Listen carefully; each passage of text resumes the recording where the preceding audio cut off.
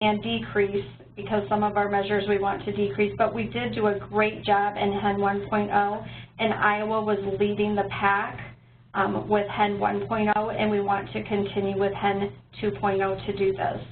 So when you see when we're working on certain things, such as falls and also sepsis, those are the things that we're going to be looking at and concentrating on by doing our community of practice.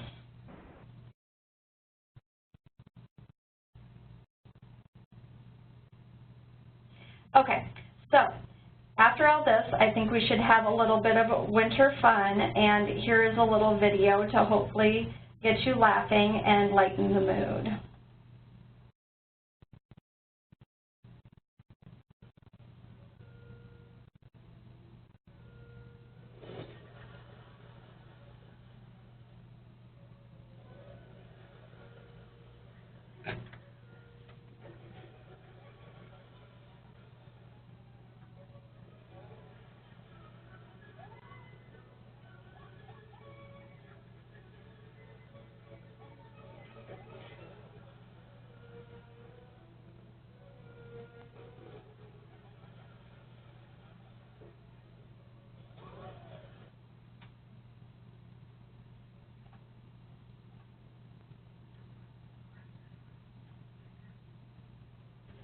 Okay, so hopefully you guys all got a giggle out of that. I know that as we were watching that, that's just part of a clip from YouTube, and we can look at that and we can laugh, but really the facts are that Iowa has an elderly population. In 2013, Iowa ranked 10th in the nation for the most elderly people over 65 years old.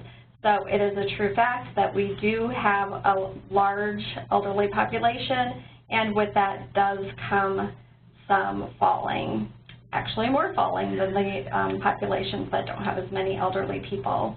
So here are a few facts that I thought were very interesting. One patient fall cost the hospital an average of $6,569.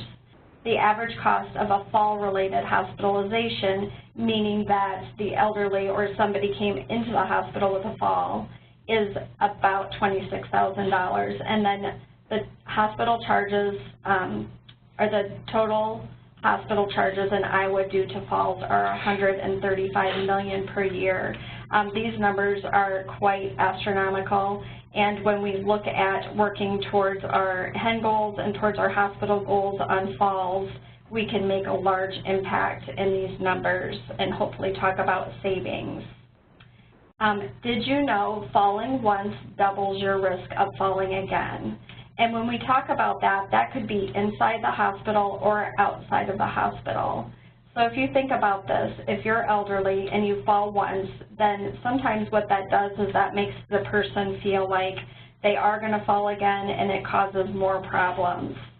95% of hip fractures are due to falling.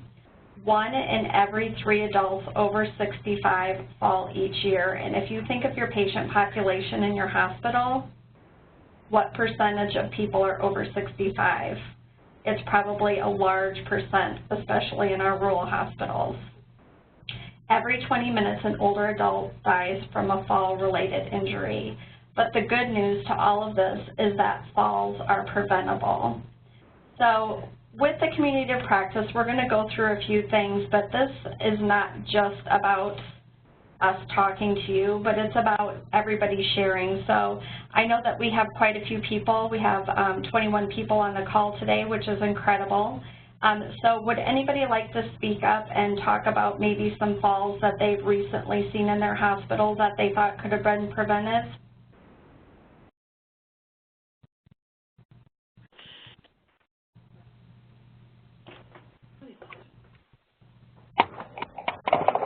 And I know this is kind of a hard thing to talk about, but when we talk about transparency, it's about sharing for the better of everyone. So when you share your things that happen, sometimes, you know, someone else has experienced this, and then when you share it, maybe it won't happen for someone else. Has anybody had a family member fall in the hospital recently? Just want to let you know you guys are all unmuted right now, so you can go ahead and voice Any comments that you have?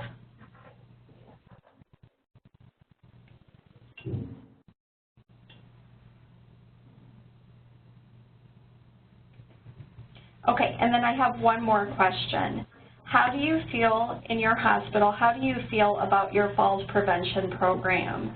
Do you feel like it's really going well? Do you feel like there's some things that you would like to do better, but you're not quite sure what everyone else is doing? How are you feeling right now about your fall prevention program?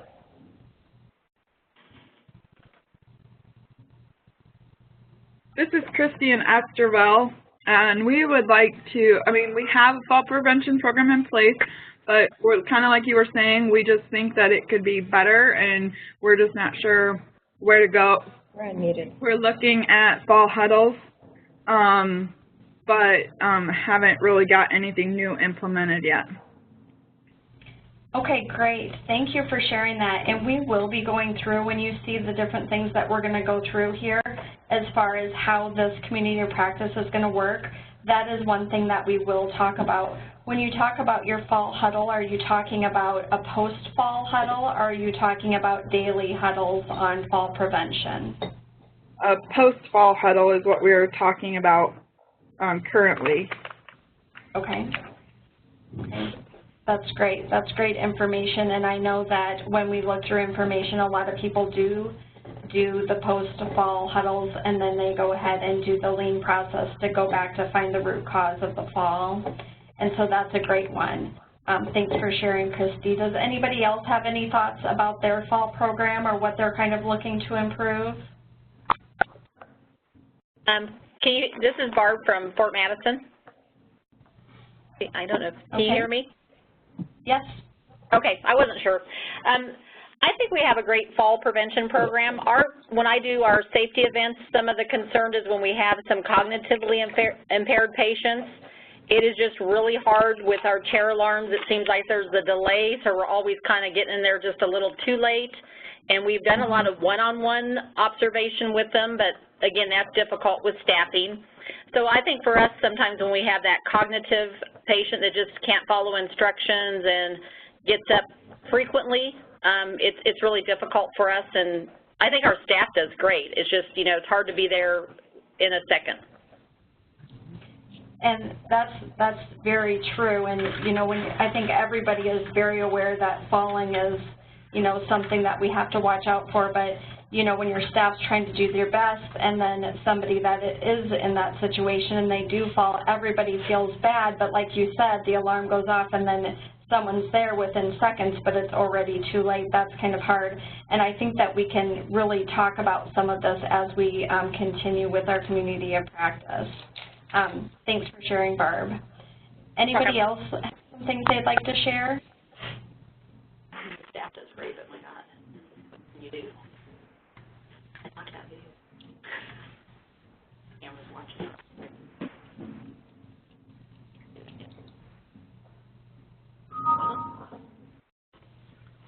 Okay, we're going to move on now, but I do want to thank you guys for sharing. As we go forward, we are going to talk about the community of practice and kind of how that does work. But the first thing that I'd like to share, did everybody receive my email this morning, and were you able to get your winter tip sheet? If you didn't, if you can get on the computer, I did send this out this morning, and it is from the Iowa Falls Prevention Coalition. So can a few people just say, yes, they have the sheet, or no, they don't? Yes, we have it. Yes, we have it. Okay. Great. Did anybody get a chance to look through of it, and does anybody have any thoughts on that?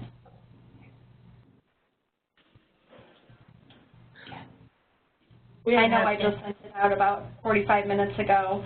But basically, the Iowa Falls Prevention Coalition put the sheet together. They did it with a lot of people putting some input in, but I thought it was really nice.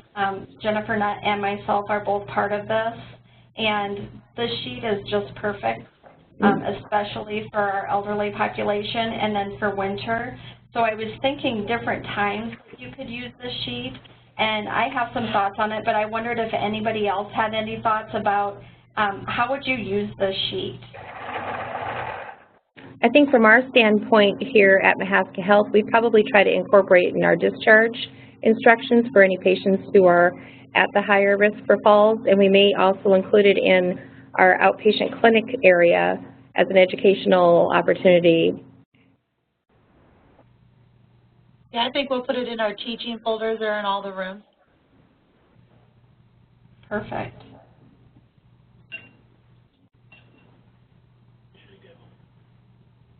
Anybody else have any ideas? Yeah, we don't know, do we? Okay, did anybody look at the sheet, just to be quite honest, and look at it and go, oh my gosh, okay, so we're handing our patients like 20 discharge sheets.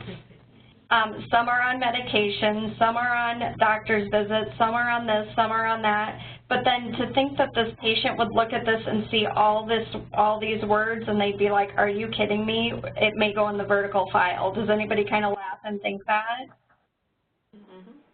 No. I kind of thought that when I saw that, but then we talked about it and we talked about what if with this you highlighted the areas that were pertinent to that patient. So this is a winter season, but some of the things that I thought that were really important, so I would highlight tips for walking. You know, wear gloves and keep your hands free. And this is a great time for teach back to be used also, to take smaller steps. Well, what does smaller steps mean to someone who's already taking smaller steps? So I think it has to be specific to the patient.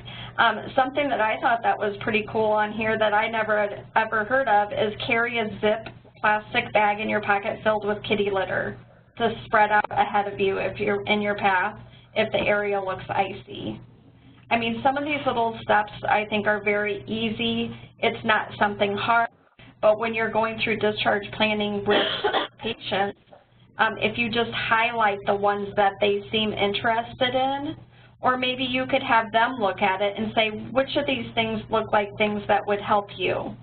And then you could actually highlight them, because I think anything that is just a sheet of paper is harder to look at, but when it's highlighted, I think it drags our eyes to those things. And then on the other side, the home safety, that's a great one. And I think that, you know, I think when patients are discharged, the family is there usually, and they may be looking at these things thinking, oh my gosh, you know what?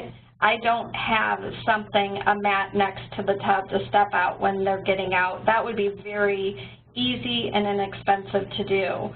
Or when you start talking about tripping hazards, such as throw rugs, cords, and clothing. I don't know how many of you have elderly relatives, but I think of my grandma's homes when they passed away, but when they were alive, I was like, oh my gosh, I was even tripping on all the rugs. It's like they never got rid of a rug. They just put one rug on top of the other, on top of the other, and then they truly did become a tripping hazard. So this is a great thing to use. And then I heard some ideas of where you would put these sheets. I heard in the clinic, in the outpatient clinic. I heard in the discharge folder, teaching folders, in the rooms. Did anybody else think of any other place that you could put these sheets in your hospital?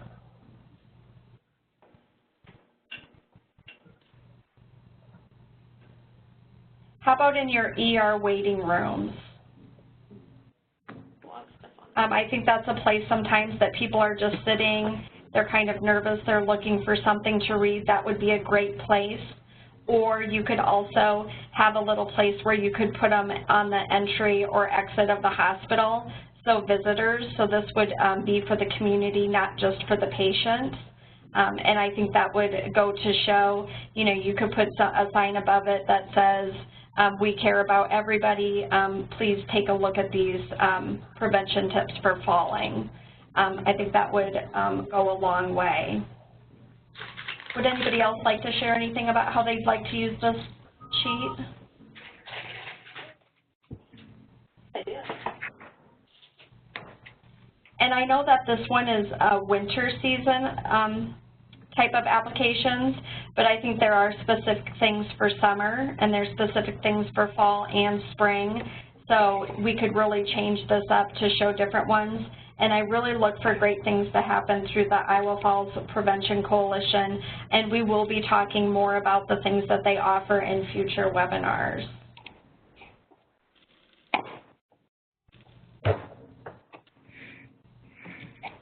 Okay, so next question. How many of you have ever participated in a community of practice? Is anybody in the team step community of practice? We do county cooperative thing, we do that. But we don't do team. Okay. Okay, so you'll see these. You can look on our website, Iowa Healthcare Collaborative, and you can see when these are. I believe that this is the third Thursday of every month, and they also happen at 11:30. Oh, actually, you know what? They're every 6 weeks, so they do change. This one is every month. But I'm glad that nobody has ever heard of this, so we can kind of talk about it. What is a community of practice? It's a group of people who share a common interest and purpose. A network of professionals with a shared skill are working together to develop such skills. And I really like this part of it because I feel like I said before, that we have to be transparent and we have to say, you know, I don't feel like we're doing as good of a job as we can, or I feel like we've done as much as we can, but something's missing. I also like to say copy and steal everything, because you could rack your brains for hours trying to figure something out, but somebody else has already figured it out. So this is a great time for everyone to share. And then lastly, a collaborative unit building a shared experience and knowledge. This is an opportunity to work together to drive falls prevention within our settings. So I'm very excited about this, and I think what we can do once we get going with this and once you see our schedule is we're going to be able to share the improvement with others, and then others will want to join us. So community of practice participation. Basically what we're going to have is we're going to have webinars. You're going to see a schedule come out, and I also will email this out to everybody after this webinar. We'll have some workshops in the upcoming future. We're going to promote and share falls prevention resources and share experiences in using or implementing falls prevention principles in your setting.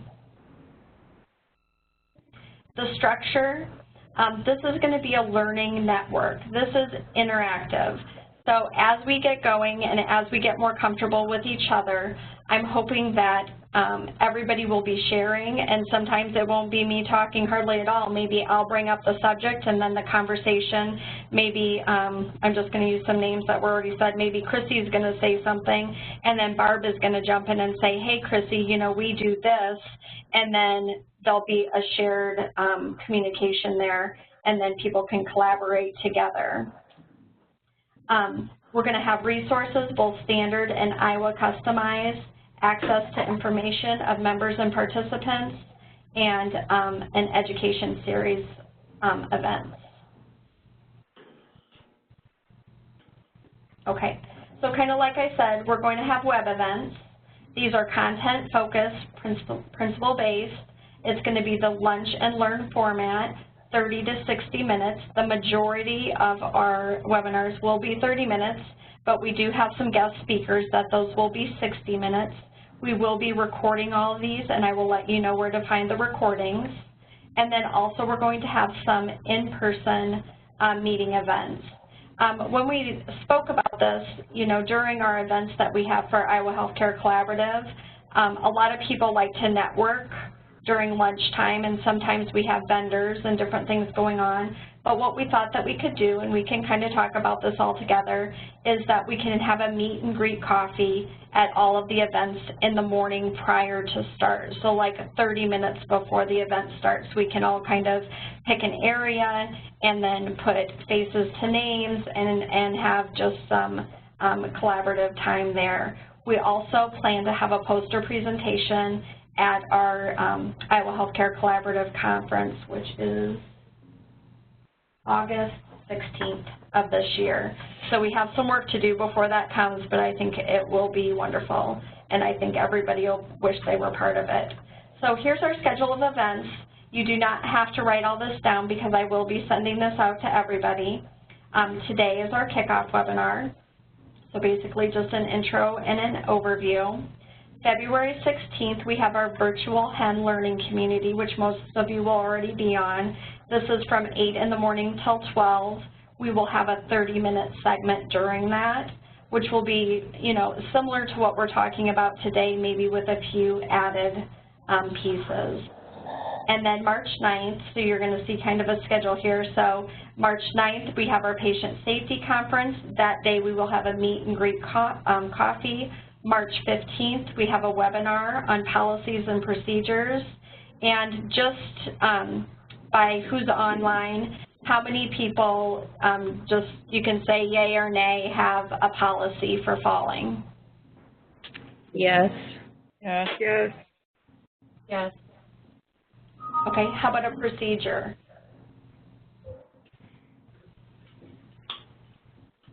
Isn't that the same thing? We roll them together. Okay, you roll them together. And I think that what that kind of will roll that into is what do you do when a fall happens, how are we assessing, so there'll be some different things that will go into that. Our next webinar, who are your champions and how to choose the appropriate champions for falls. And the next webinar will be assessment timing. Are you assessing within so many minutes of the person coming into the emergency room? Are you assessing every shift? Are you assessing every nursing change? Are you assessing daily? Are you assessing more frequently after a fall happens? We'll be talking about those type of things. The next event is our care coordination conference. Again, this will be a meet and greet coffee. The 21st, we'll have a webinar, best practices, identifying risk. June 12th, we're going to have our SIM, State Innovation Model Learning Community. This will also be a meet and greet coffee. And then on July 19th, we'll have our first speaker, who is Sarah Pavelka. She will be doing lean review with us. And then August 16th, we'll have our Iowa Healthcare Collaborative Annual Conference with poster presentations. So we have a few other fun things planned. I don't want to tell you everything at once, but we'll have some other things that I think will bring some smiles to your faces, and we're going to make this really fun, so you'll want to be participating. So our next steps are our virtual learning community, and you'll be getting information on that soon on how to sign up for that. That will be a webinar on February 16th from 8 till 12, and again, I think we have the segment around 10 o'clock for 30 minutes. And then we also will be putting out for our next webinar March 15th. So you can watch for email on ongoing communication, and as promised, after this webinar, I will be sending out the schedule of events so that you can put those on your calendar. Here's some contact information in case you have any questions. These will also be on the emails. And closing thoughts for today, treatment without prevention is simply unsustainable. And I think we can all agree with that prevention is the key to falls and to improvement in falls. We do have to have prevention, and we have to be prepared. So does anybody have anything that they'd like to add this morning before we end this conference?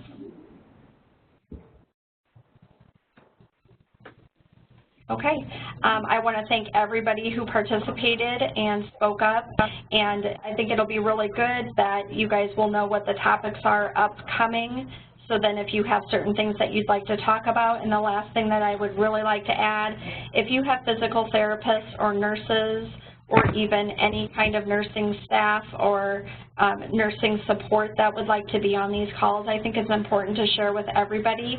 And as we record them, if you listen to it and you think it would help someone, please share it. Okay, thank you for participating, everyone.